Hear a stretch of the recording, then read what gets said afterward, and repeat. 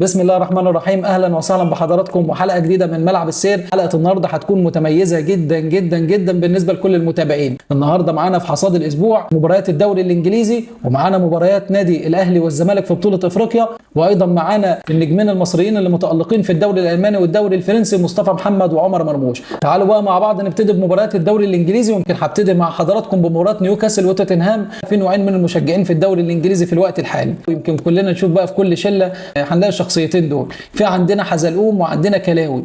كلاوي ده اللي هو طبعا في كل شله هتلاقي واحد بيقول لك دايما مانشستر سيتي هو اللي هياخد الدوري الانجليزي والامر محسوم والفريق راجع، زي ما الحقيقه جوارديولا طلع علينا بتصريح كان غريب جدا قبل مباراه استون فيلا، ووعد الجماهير وقال ان احنا بنتعلم من الخساره وان احنا شخصيتنا قويه وبنقدر نواجه التحديات اللي زي دي. ويمكن الحقيقه كان تصريح يعني غير موفق، لانه الحقيقه خسر استون فيلا وخسر الثلاث نقاط في مباراه كانت مهمه جدا للحفاظ على الصداره. فريق ليفربول استغل النقطه دي وقدر ان هو يعني يكون المركز الاول في الدوري الانجليزي حاليا. ده بالنسبه لكلاوي. اما بالنسبه لحزلقوم بقى، ده اللي هو ايه، اللي هو ما يعرفش اي حاجه ولسه متابع جديد، فيقول لك استون فيلا هياخد الدوري الانجليزي. طبعا استون فيلا بيقدم اداء جيد جدا الحقيقه الفتره الاخيره، بيقدم مباريات قويه، ولكن خلينا دايما نقول في شخصيه للبطل. شخصيه البطل بالنسبه للدوري الانجليزي، واحنا بنتكلم في دوري والاقوى على مستوى العالم في الوقت الحالي، يعني مهم جدا انه يكون من ضمن مواصفاتك ان يكون عندك مدير فني متميز جدا، يكون عنده حلول، سواء بالنسبه للمباريات اللي بيكون فيها تكتلات دفاعيه صلبه، او بالنسبه للمباريات اللي بيكون فيها فرق بتلعب جيم مفتوح وبيكون عندها وسط ملعب قوي، عندها ادوات في الهجوم بتقدر ان هي تحسم المباريات. وايضا ان يكون عندك صف ثاني متميز، يكون الفريق عنده من الروح ومن القتاليه العاليه ان هو ما يتهزمش بسهوله، وانه يقدر ان هو يواجه التحديات الصعبه. فريق استون فيلا بيقدم كره جميله، ودايما في المباريات اللي بيكون فيها نديه وفيها سرعات وفيها الحقيقه لعب مفتوح يؤدي اداء ولا اروع. ويمكن شفنا ده امام فريق نادي مانشستر سيتي، وايضا امام فريق نادي ارسنال. في حين ان الحقيقه بالنسبه للاحصائيات اللي عملناها لحضراتكم في ملعب السير، فريق نادي استون فيلا في الدوري الانجليزي ومن ضمنهم مباراه نوتنغهام فورست خسر امام الفرق اللي بتلعب زون ديفنس او دفاع منطقه، وبتعتمد في معظم ادائها على التحفظ الدفاعي بشكل كبير. التحدي اللي بيواجهه اوناي امري، علشان كده بنقول انه استون فيلا عنده تحديات قويه، خاصه لسه الموسم طويل جدا والمنافسه زي ما حضراتكم شايفين شرسه. احنا عندنا فرق بتنافس بمنتهى القوه. لو هنتكلم على فريق نادي ارسنال، نتكلم على فريق نادي مانشستر يونايتد الحقيقه اللي مع تين هاج ابتدى ان هو الى حد ما يستعيد قواه، وايضا فريق نادي تشيلسي، ليفربول، مانشستر سيتي، نيوكاسل. فالحقيقه منافسه الدوري الانجليزي الموسم ده زي ما اكدنا لحضراتكم قبل كده استثنائيه. المباريات كلها جميله، المباريات كلها هتكون ممتعه. نتكلم على المباراه الاولى اللي الحقيقه كانت متميزه جدا وكان فيها تحديات قويه بالنسبه لفريق نادي ليفربول، مباراه ليفربول وكريستال بالاس. المباراه دي من المباريات القويه جدا، ومباراه كانت تحدي قوي واختبار قوي بالنسبه للمدير الفني يورجن كلوب. المباراه كانت صعبه جدا على فريق نادي ليفربول. كان فريق نادي كريستال بالاس بيلعب بتحفظ دفاعي بشكل كبير جدا، كان احرزوا هدف في بدايه المباراه صعب من المهمه على فريق نادي ليفربول بقياده يورجن كلوب. ولكن هنا دايما بنقول هي دي التحديات اللي بتبين قوه المدير الفني. عجبني يورجن كلوب لما عمل التغييرات في الدقيقه 57 وما تاخرش، وقدر بسرعه ان هو يلحق المباراه ويدخل الجيم. لما نزل عمل 3 تغييرات الحقيقه في وسط الملعب كانت متميزه جدا. خرج دومينيك سبوسلاي ونزل جونز، خرج اندو ونزل اللاعب جوميز، وجرافنبرج ونزل جاكبو، وانسا ونزل كوناتي. فطبعا لما عمل التغييرات دي، ويمكن ده هنبتدي نشوفه في الصور دلوقتي مع بعض،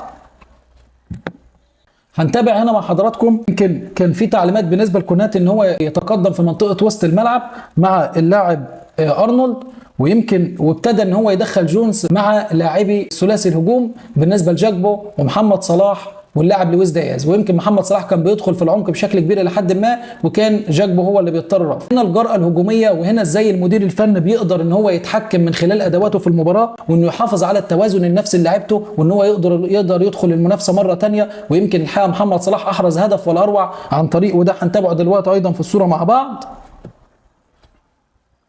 يمكن هنلاقي جوميز هنا دخل من الناحيه اليمين ولعب الكوره هنا على الطرف. جونز بسرعه على طول استطاع ان هو يحصل على الكوره وعدلها لمحمد صلاح واحرز هدف ولا اروع، وكان الحقيقه هدف في منتهى الجمال. تعال بقى هنا نشوف محمد صلاح واللعيبه والجرينتا والروح القويه اللي كانوا عليها، على الرغم ان هم كانوا خسرانين هم يرجعوا مره ثانيه للمباراه. قدروا عن طريق اللاعب اليوت، ويمكن ده ايضا هنتابعه في الصوره دلوقتي مع بعض.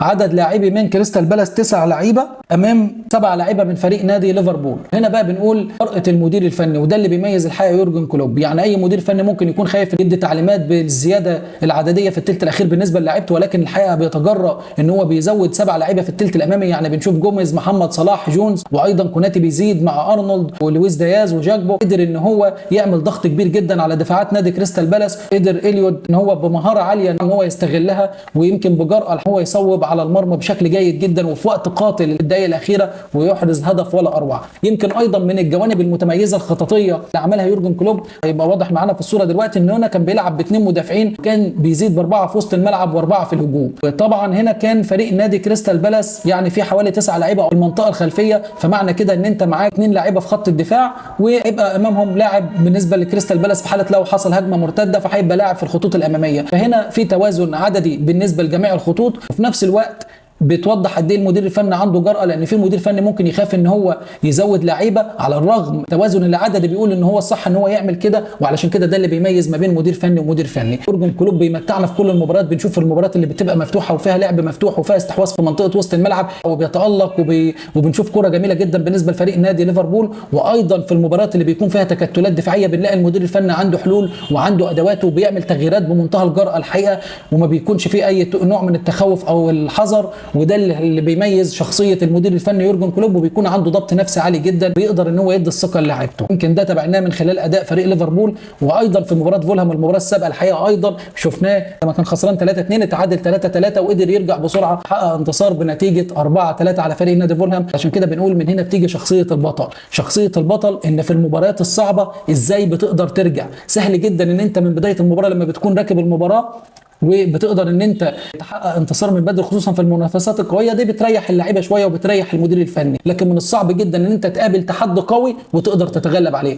وعشان كده بنقول النهارده ان فريق ليفربول، قلنا ده من بدايه الموسم وحلقات موجوده بالنسبه لملعب السير، ان احنا اتكلمنا عن فريق نادي ليفربول ان مزيد من الانسجام ومزيد من الثقه وتحقيق نتائج ايجابيه، والفريق ده هيكون من الفرق المرشحه بشكل قوي للحصول على بطوله الدوري الانجليزي. والنهارده الحقيقه يورجن كلوب استطاع ان هو يوجه لنا رساله قويه وشديده اللهجه بالنسبه لجميع فرق الدوري الانجليزي، بالنسبه للارقام وبالنسبه لمعدلات الاهداف وايضا بالنسبه للدفاع. يمكن فريق ليفربول هو اقوى فريق دفاعيا حاليا في الدوري الانجليزي، دخل مرماه 15 هدف واحرز 36 هدف، يتفوق عليه فريق نادي مانشستر سيتي ب 38 هدف. يعني بنتكلم على فريق قوي جدا على الصعيد الدفاعي وايضا على الصعيد الهجومي. معانا بقى المباراه الثانيه الحقيقه اللي كانت في منتهى القوه وفي منتهى التميز، مباراه نيوكاسل وتوتنهام. كانت شرسه جدا بقياده المدير الفني ايدي هاو، وايضا فريق نادي توتنهام بقياده المدير الفني اللي بيأدي اداء ولا اروع واداء استثنائي في الدوري الانجليزي الاسترالي انجي بوستوكوغلو. المباراه دي الحقيقه كانت استثنائيه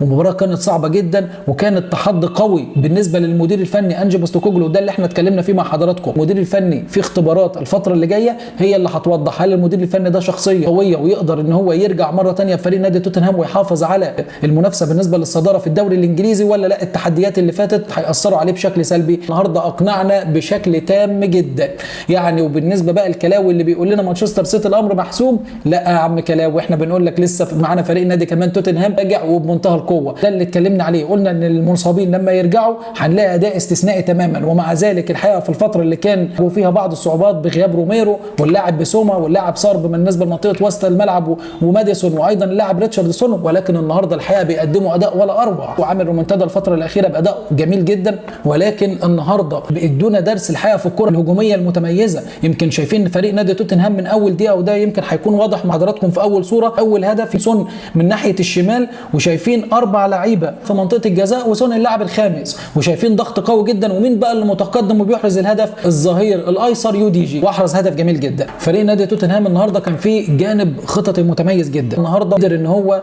يعمل تشكيله مناسبه ويحقق انتصار قوي جدا، خاصه مع سقوط فريق نادي ارسنال امام استون فيلا. في تعثر لبعض الفرق اللي بتنافس على الصداره في الدوري الانجليزي زي مانشستر سيتي وايضا ارسنال. كان مهم جدا الانتصار في المباراه دي، وده اللي احنا قلنا عليه ان التحدي القوي هيظهر بالنسبه للقطات اللي محتاج فيها انك تحقق انتصار باي طريقه مهما كانت الغيابات. النهارده بعوده بسوما وعوده اللاعب صار في منطقه وسط الملعب، لاعب بكلوزوفسكي وجونسون وريتشاردسون اللاعب البرازيلي اللي رجع وروميرو في خط الدفاع قدم اداء ولا اروع. ويمكن في جانب خطط متميز بقى هنوضحه لحضراتكم دلوقتي مع بعض، وده اللي بيبين قد ايه عقليه المدير الفني انجي بوستوكوغلو العقليات المتميزه جدا جدا بالنسبه للمديرين الفنيين في الدوري الانجليزي. وتابعنا الصوره دي دلوقتي مع بعض، هنشوف المدير الفني ازاي بيعمل ضغط عالي على فريق نادي نيوكاسل. يمكن شايفين هنا 2 لاعيبه في خط الدفاع هم اللي بيحضروا في الخطوط الخلفيه، وهنا في 4 لاعيبه من فريق نادي نيوكاسل. وكان فشل خططي بشكل كبير جدا للمدير الفني ايدي هاو. الحقيقه انا كنت مستغرب، 4 لاعيبه من فريق نادي نيوكاسل بيتقدموا وبيعملوا دفاع متقدم في منطقه وسط الملعب،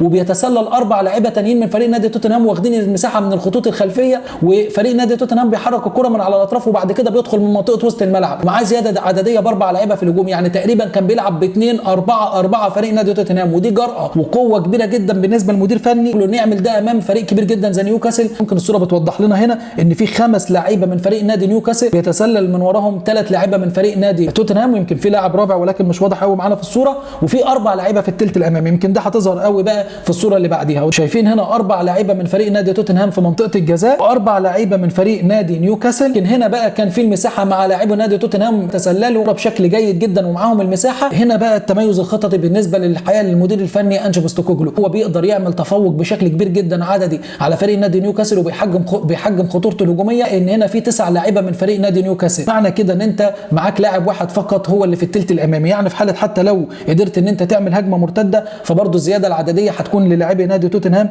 لانه توتنهام هنا كان ب7 لاعيبه، يعني بنتكلم ان في 3 لاعيبه في الخطوط الخلفيه. فبالتالي هنا في جرأه وقوه بالنسبه للحال المدير الفني أنجي بوستوكوغلو، وده يدل ان هو مدير فني ما بيحبش الخساره، مدير فني بيحب الكره الممتعه، بيحب الكره الهجوميه، ولكن في نفس الوقت بشكل عقلاني جدا وبشكل محسوب جدا. وهنا التميز. والحقيقه كان مباراه نيوكاسل وتوتنهام كانت اختبار قوي جدا للمدير الفني أنجي بوستوكوغلو. النهارده ايضا فريق نادي توتنهام بيوصل لنا رساله قويه وبالنسبه لكل الفرق في الدوري الانجليزي، وخاصه كمان ان هيرجع ماديسون الفتره اللي جايه. وشفنا ريتشاردسون على الرغم انه غاب فتره كبيره ولكن رجع وادى اداء ولا اروع. خلينا نقول ان اقوى فريق حاليا في الدوري الانجليزي هو فريق نادي ليفربول الحقيقه، بالنسبه للتعثرات اللي قابلها وبالنسبه للتحديات، وقدر ان هو يرجع وما ينزفش بشكل كبير جدا نقاط في ظل فترات التعثر وايضا في بعض الاصابات اللي واجهته. هنا نقوص خطر جدا بالنسبه لكل فرق الدوري الانجليزي ان في فريق متميز جدا الموسم ده. وعلشان كده بنقول كل المتابعين اللي بيقولوا ان مانشستر سيتي الامر محسوم بالنسبه لهم، وبعض المتابعين ايضا اللي بيقولوا استون فيلا ممكن ينافس، لا، وده اللي احنا اتكلمنا فيه مع حضراتكم.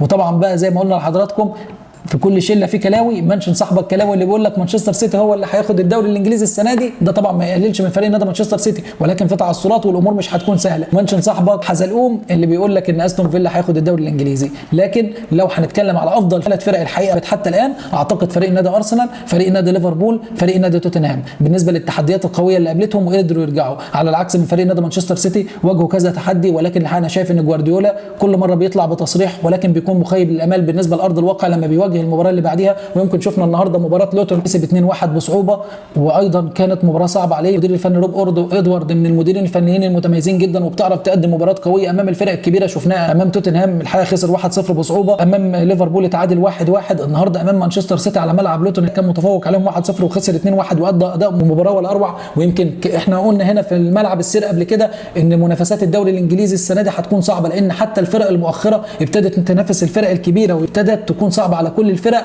والمنافسات كلها بقت قويه وكله محتاج ال3 نقط سواء الفرق اللي تحت او فرق وسط الجدول عشان تحافظ على وجودها في تعالى. برده هنا سون الحقيقه في الدقائق الاخيره بيضيع كوره كانت متميزه جدا برده من جمل تكتيكيه ومن اداء جيد جدا. اما بنشوف سون وهو بيضيع الفرصه زعلان ومتضايق، دي بتوضح لنا قد ايه المدير الفني ناجح ان هو يشحن اللعيبه بشكل كبير جدا. يعني النهارده انت كسب 4-1 في الدقائق الاخيره وبتضيع فرصه الهدف الخامس وانت زعلان، فده يدل قد ايه اللعيبه حاسه بالمسؤوليه واللعيبه مشحونه بشكل ايجابي جدا من المدير الفني أنجي بوستوكوغلو. وبتوضح لنا ان احنا امام فريق يعني الحقيقه شخصيته قويه جدا بالنسبه للمنافسه، وانه ما بيقبلش بالاداء المتوسط او انه حقق انتصار فخلاص الامور، لا. وهي ايضا في الجوانب الدفاعيه تعال نشوف المدير الفني أنجي بوستوكوغلو توازن الدفاعي. يمكن هنشوف هنا كره لفريق نادي نيوكاسل في الدقائق الاخيره على الرغم انه بيهاجم بزياده عدديه بشكل كبير، وتعال نشوف هنا الارتداد السريع 8 لعيبه، وهنا بالنسبه لفريق نادي نيوكاسل 7 لعيبه. يعني هنا ايضا في تمركز جيد جدا وفي تفوق عددي بالنسبه للزياده العدديه. اذا هنا أنجي بوستوكوغلو بيحقق نوعين من التفوق، في التفوق النوعي والتفوق العددي. ان احيانا في بعض اللقطات كان انه بيعتمد على بعض اللعيبه اللي عندها عنصر السرعه والمهاره زي ريتشاردسون وسون في الانطلاقات في الهجمات، فمش شرط ان هو يحتاج انه بيزيد بعدد كبير قوي في الهجوم لانه الحقيقه بيقدر يحقق المعادله اللي احنا اتكلمنا فيها. لكن كانت مباراه من المباريات الجميله جدا اللي كلنا استمتعنا بيها. اللقطه بقى الحقيقه اللي كانت مثيره جدا للانتباه وعجبتني قوي، ودي اللي عايزين نوصلها رساله لكل المتابعين. يعني شايفين فريق نادي نيوكاسل وهو خسران 4-0، واول لما احرز الهدف اللاعب جولينتون البرازيلي الجمهور شجع لعيبته فرحانين بمنتهى حماس وكانهم كسبانين. وعشان كده ده اللي احنا بنقوله، حتى لو فريقك خسران ان انت تشجعه، وده مهم جدا بالنسبه لثقافه كل الجماهير. مش فكره ان انت لما فريقك يكسب تبقى فرحان بيه لما يخسر. مهم جدا ان انت يكون عندك ثقافه انك انت بتدعم فريقك، لان احنا في النهايه بنتكلم على كوره وبنتكلم على رياضه، فمهم جدا ان انت تظهر بالشكل اللائق اللي بيليق بالنادي اللي انت بتشجعه. فايضا دي كانت لفته طيبه جدا الجمهور فريق نادي نيوكاسل، من اللقطات اللي عجبتني جدا. احنا قلنا الفرق الموجوده في مؤخره الجدول هتكون مواجهاتها صعبه مع اي فريق. يمكن بيرنلي الحقيقه في مفاجاه كبيره جدا تعادل مع فريق نادي برايتون بنتيجه 1-1، على الرغم ان فريق نادي برايتون كان 72% استحواذ، بيرنلي 28%. برايتون اجمالي تصويبات 29 مقابل بيرنلي 6 تصويبات، منهم 3 على المرمى. فريق نادي برايتون 11 تصويبه، وده احرز هدف وده احرز هدف. لكن ده بيوضح لنا قد ايه برايتون على الرغم انه بيوصل بشكل قوي جدا على المرمى، ولكن في مشكله للفاعليه في الثلث الاخير. لان النهارده لما يكون فريق نادي بيرنلي بعدد فرص اقل، فريق نادي برايتون بعدد فرص اعلى بشكل كبير جدا، والنتيجه تخرج 1-1، يبقى في مشكله هنا للمدير الفني روبرتو دي زيربي. انا شايف ان الكيرف الفتره الاخيره المنحنى بتاعهم نازل جدا. يمكن وجهه نظر الحقيقه بسبب الروتيشن اللي بيعمله، يعني هو بنفس الاداء وبنفس الاسلوب لكن بيغير كتير جدا في اللعيبه، وده مش مستحب. يمكن احنا بنشوف فريق نادي ليفربول، يمكن التميز اللي موجود عند يورجن كلوب انه بيثبت التشكيله وخاصه في الثلث الامامي يعني بنسبه كبيره. وايضا بالنسبه لفريق نادي نيوكاسل مهم جدا ان انت ما تغيرش، وخاصه ان انت لسه في المنافسه عندك تحديات كبيره، ان انت عايز تثبت نفسك، عايز تنافس مع فرق القمه. يعني شايفين نادي استون فيلا الاداء المتميز اللي بيقدمه يوناي امري، ولو انه بيحقق بعض الاخفاقات ولكن مش بشكل كبير زي فريق نادي برايتون، وده بسبب الثبات بالنسبه للتشكيل. يعني فريق نادي استون فيلا موجود في نص الملعب معروف، لو انا مغمض عيني انا عارف ان ماك جين هيلعب في نص الملعب، عارف ان دوجلاس لويز، عارف ان اللاعب ليون بايلي معايا واتكنز. فمهم جدا ثبات التشكيل الحقيقه، وخاصه ان انت بتلاعب فرق متميزه جدا، فالانسجام والروح والتناغم ما بين اللاعيبه وبعضها مهم جدا في المنافسات بالنسبه للدوري الانجليزي. بورتسموث ومانشستر يونايتد، فريق نادي بورتسموث في مباراه ولا اروع، تفوق بنتيجه كبيره جدا 3-0. وبالنسبه للمتابعين الفانتازي الفتره دي سولانكي بيأدي اداء ولا اروع وبيحرز اهداف كتير، يعني اللي عايز ياخد سولانكي معاه ياخد سولانكي معاه وياخدنا معاه. فريق نادي بورتسموث مع المدير الفني ايرولا المدير الفني الاسباني بيقدم اداء ولا اروع. ميلوس كيركز الظهير الايسر من اللعيبه الناشئين اللي عنده 21 سنه، المدير الفني بيدفع بيه على الصعيد الدفاعي وعلى الصعيد الهجومي، وعمل انتفاضه الفتره الاخيره وبيحقق نتائج ايجابيه وبيحقق انتصارات على فرق قويه سواء بالنسبه لوسط الجدول او بالنسبه لفرق الصداره. ايضا كانت من المباريات كان فيها اخفاق بالنسبه لتنهاج، على الرغم ان خلاص كنا قلنا انه ابتدى يكون من الخمس الفرق الاوائل في الدوري الانجليزي، ولكن يعني نتمنى ان فريق نادي مانشستر يونايتد يحافظ على مستواه والمباراه دي ما تاثرش عليه بشكل سلبي.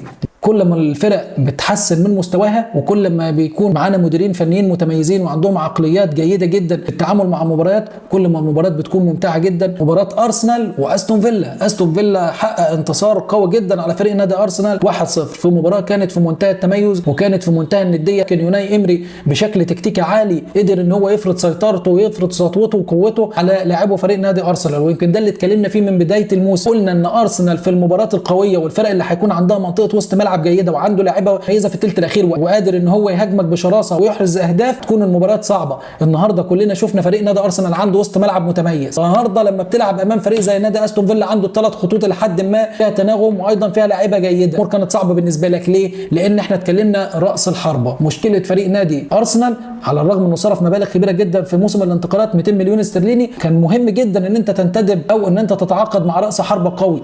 بنقول ان المنافسه في البطولات القويه يمكن ده شفناه مع فريق نادي ليفربول، شفناه مع فريق نادي مانشستر سيتي واكدناه قبل كده. مهم جدا راس الحربه القوي في الثلث الاخير. جيسوس لاعب متميز جدا، ولكن لما بنتكلم عن المواجهات الصعبه في لعيبه بتقدر ان هي تشد الفريق معاها. انما انت النهارده معظم اهداف فريق نادي ارسنال بالنسبه للاعيبه الوسط وبالنسبه للاعيبه الجناح سواء ساكا او مارتينيلي، ويمكن مارتينيلي بقى له فتره ما بيحرزش اهداف. اوديجارد لما رجع ابتدى ان هو يصنع ويسجل، لاعب ديكلان رايس، فده برده جميل وكل حاجه، ولكن مهم جدا ان يكون عندك راس حربه هو اللي الفرق كلها بتخاف منه ان هو بيحرز العديد من الاهداف. يعني النهارده مانشستر سيتي عنده لاعيبه وسط ملعب جيده وايضا عنده لاعيبه اجنحه متميزه، ولكن في راس حربه اسمه هالاند كل الفرق بتعمل له حساب. ليفربول محمد صلاح او جاكبو او داروين نونيز لعيبه قويه جدا وبتهدد اي فريق. وفريق نادي ارسنال ما تعاقدش مع راس حربه بشكل سريع جدا في الانتقالات الشتويه، هيواجهوا مشاكل صعبه امام الفرق عندها وسط ملعب قوي او فرق بتعمل تولات دفاعيه صلبه وبيكون عندها ادوات وسرعات في الثلث الاخير. ويمكن الحقيقه كانت خساره قاسيه بالنسبه لفريق نادي ارسنال لانه كان مهم جدا بالنسبه له الانتصار والحفاظ على الصداره. واعتقد ارتيتا النهارده في تحدي يعدي مهم جدا جدا جدا ان هو يحافظ على نفسه من تاني. ترى هل الست اللئيمه اللي قلنا عليها قبل كده بالنسبه للمنافسه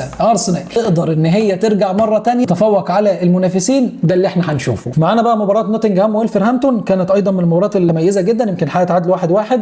وايضا نوتنجهام من الفرق المتميزه جدا، والمدير الفني ستيف كوبر المدير الفني الويلزي، وبيقدر ان هو الحقيقه يحافظ على وجوده في المنطقه الدافئه بالنسبه للجدول الدوري. ايضا من المباريات اللي كانت مهمه جدا الحقيقه وكلنا استمتعنا بيها، وكانت على غير المتوقع بقى بالنسبه للاعيبه الفانتازي، اللي الحقيقه كله كان مراهن على بوين، اللي كان مراهن على وورد براوز ادكوا 5-0. فولهام الحقيقه عملت مباراه ولا اروع، اللاعب راؤول خيمينيز واللاعب ويليان واندرياس بيريرا عملوا مباراه جميله جدا. فريق نادي فولهام فريق وسط جدول يحقق انتصار قوي جدا على فريق ويست هام بيأدي اداء قوي. الفتره الاخيره كانت نتيجه مفاجاه بالنسبه لكل المتابعين وبالنسبه لي الحقيقه على الصعيد الشخصي. اتكلمنا قبل كده انه من الفرق المتميزه، عنده لاعيبه وسط ملعب جيده لحد ما، وادوا اداء ولا اروع. ويمكن عجبني ان هم بيقدروا ان هم يستثمروا كل فرصه يقدروا يستغلوها واحرزوا اهداف، وعشان كده كانت مباراه جميله جدا، وكانت 5 اهداف ولا اروع. النهارده معانا اللاعب عمر مرموش قدم اداء ولا اروع امام فريق نادي بايرن ميونخ، اقوى فريق في الدوري الالماني مع فريق نادي باير ليفركوزن. الحقيقه المباراه انتهت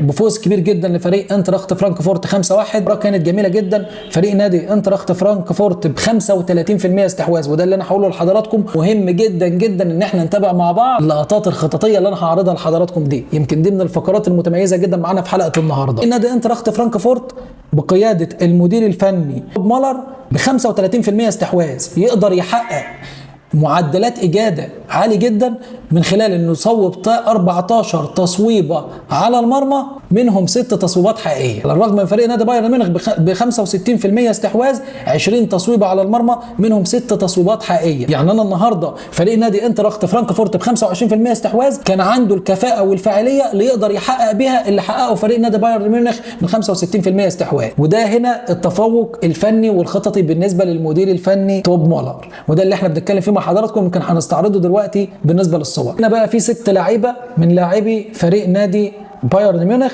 و4 لعيبه من فريق نادي انتراخت فرانكفورت. كره تم تصويبها على حارس المرمى، وهنا ببراعه بقى يعني مهاريه عاليه جدا. عمر مرموش من اللعيبه من المهاجمين اللي هم المتميزين، يعني شفنا لمسه لعيب فنان. تعال اتفرج على اللقطه دي وشوف عمر مرموش ازاي الكره لما ارتدت على صدره بلمسه حريريه جدا، واستطاع بوش القدم ان هو يوجهها بلمسه بسيطه، كانت تحفه فنيه بالنسبه للاعب متميز ولاعب مهاري. ويمكن احنا اتكلمنا على عمر مرموش قبل كده، عمر مرموش من اللعيبه الصاعده. محمد صلاح نموذج مش هيتكرر، انا شايف ان عمر مرموش من اللعيبه اللي فضل على المستوى الاخلاقي والخطط اللي بيقدمه الحقيقه مع الفرق اللي بيلعب فيها في الدوري الالماني. يمكن عمر مرموش من اللعيبه اللي حصلت على افضل لاعب صاعد في الدوري الالماني. مهم جدا جدا جدا ناخد بالنا من النقطه دي ونحط تحتها 100 خط. النهارده لما يكون عندك لاعب مصري، لاعب عنده مقومات متميزه جدا، بنتكلم في شخصيه مهاجم قوي، عنده جرأه، تصويبات متميزه على المرمى، مهاري بالنسبه لواحد ضد واحد او واحد ضد اثنين، عنده خفه وحركه ورشاقه ومرونه في ادائه. عمر مرموش عنده مرونه خططيه، ممكن تلعبه جناح وممكن تلعبه راس حربه وممكن تخليه يجي شادو سترايكر من تحت راس الحربه. فكون ان انت عندك لعيب بالمواصفات دي بالنسبه لسن عمر مرموش،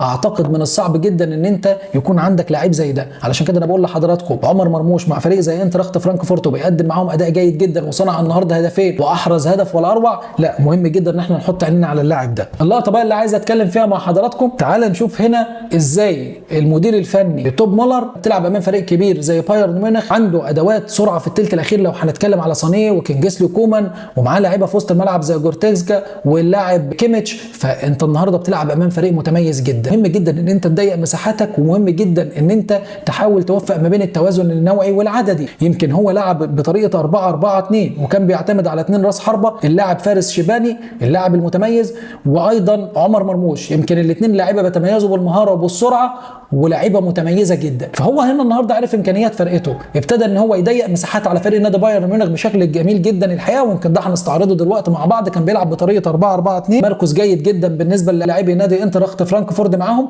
وده هنا بيدل ان في اداء خططي جيد جدا من المدير الفني. مهم جدا ان انت تكون عارف امكانيات فرقتك وبتقدر تتعامل معاها بشكل جيد. ايضا تعالى هنا نشوف في التمركز الدفاعي في اللقطه دي 8 لعيبه من فريق نادي انتراخت فرانكفورت بتمركز جيد جدا.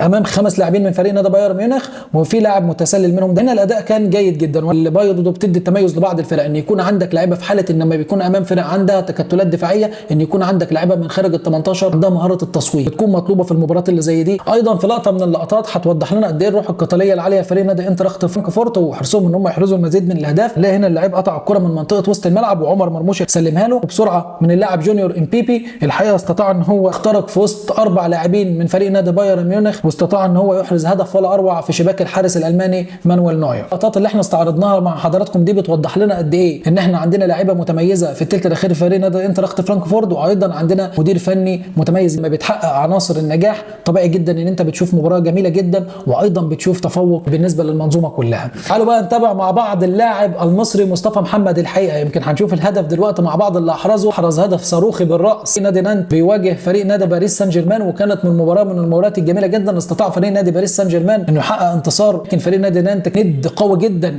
بالنسبه لفريق نادي باريس سان جيرمان وقدم مباراه جميله. ويمكن مصطفى محمد من اللاعيبه المتميزه جدا في الدوري الفرنسي ومن الهدافين وشرفنا، واحنا بنتمنى ان مصطفى محمد برضه مزيد من الالتزام. مصطفى محمد وبنتكلم على الدوري الفرنسي يعني يعتبر هو المصنف 5 على مستوى العالم، فانت النهارده بتلعب في دوري قوي من الدوريات اللي على مستوى العالم.